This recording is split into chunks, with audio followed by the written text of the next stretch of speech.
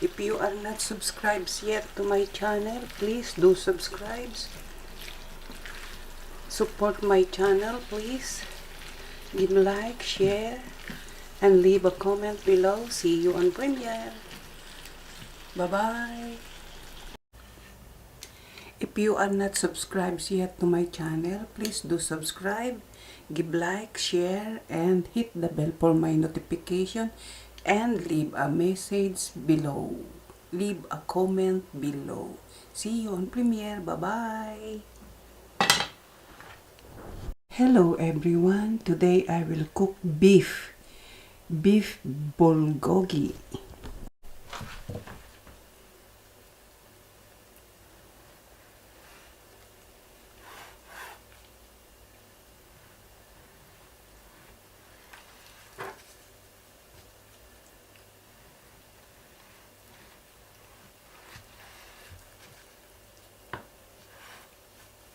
Slice thinly like this, like that, thin. Slice thin like that. See? Very thin.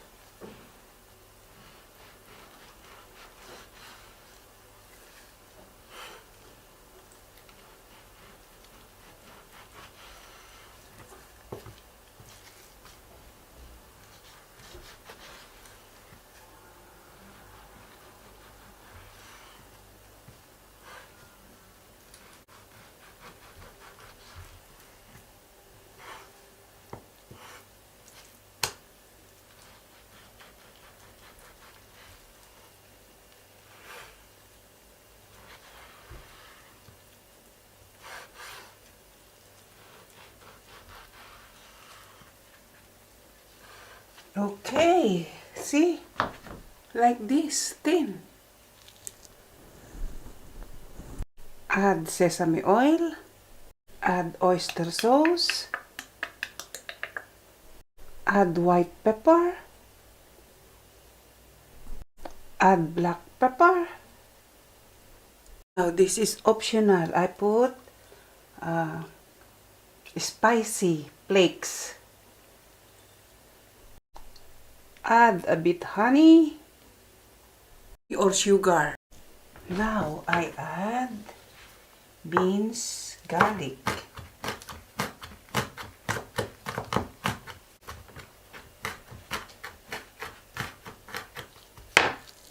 Now I add the minced garlic. Okay.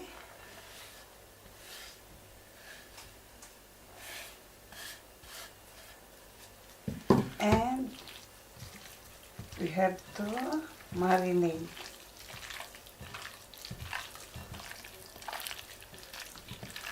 Marinate in 15 to 1 hour.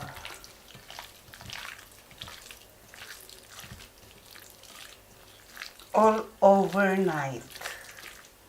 If you are not in a hurry to cook this recipe. Okay. See you later. Okay, I forgot the soy sauce. Put a little bit. Get in.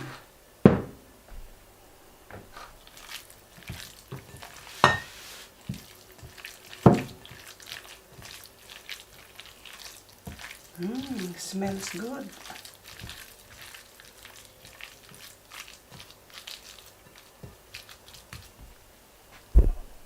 Okay, spring onion. This is optional also.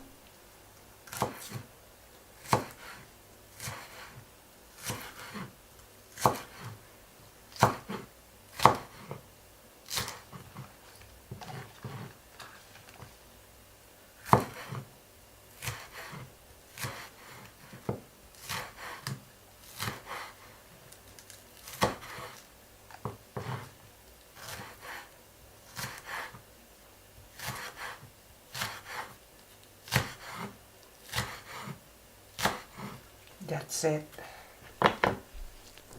Okay, I will cut the spring onion. Okay, the big onion.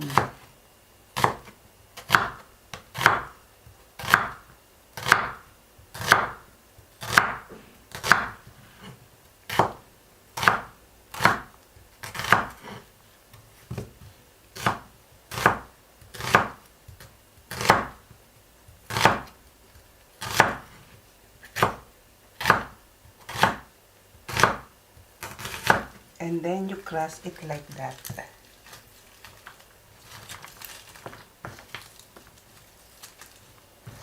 See? That's it. Okay, this is also optional because if the meat only I will cook, it's too dull. So I want a little bit another color. So I add carrots. So like this.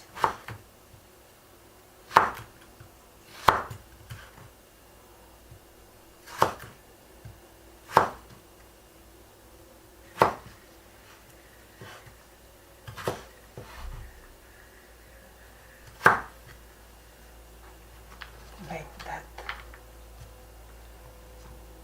As well.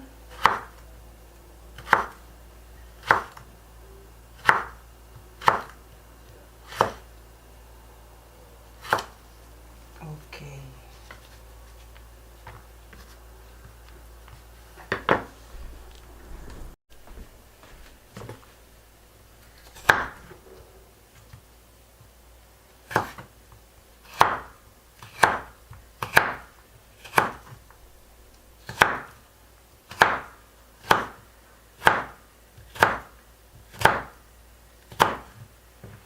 Okay, that's it.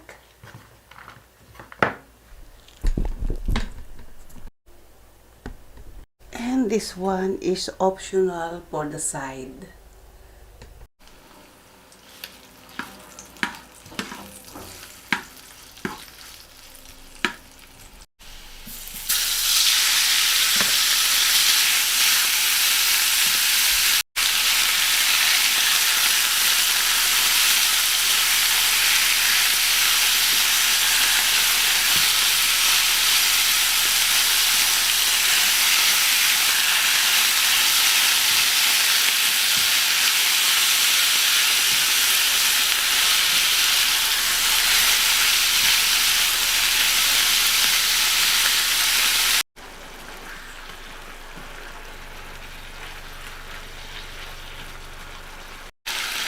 Put this carrot.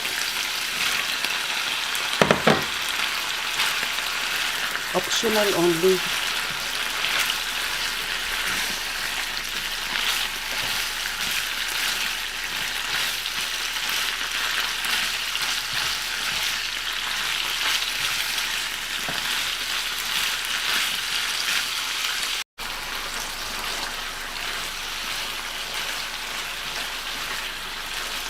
Okay. Now I put this onion. Lagyan natin ang onion.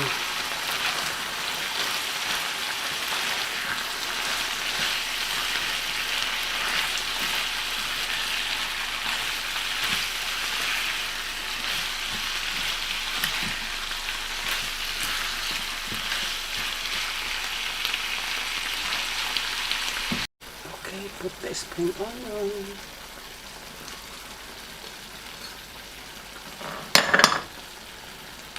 Spring onion.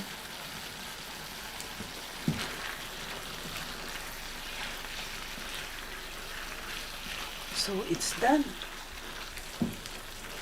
It's done, my beef bulgogi. I add this for side dish. First the stem of Chinese broccoli.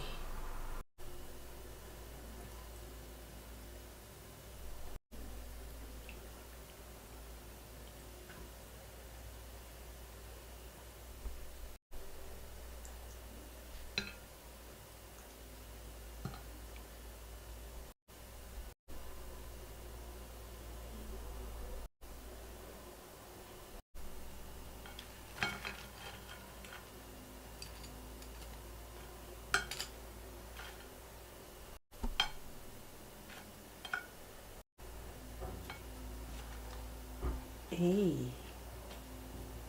Yes, that's it. So this is it. This is my homemade bulgogi with side dish of Chinese broccoli and potato, French potato and lettuce.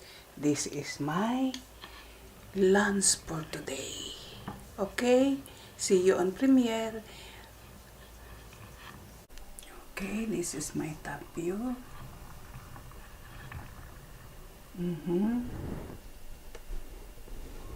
See, look at that. My bulgogi, homemade bulgogi.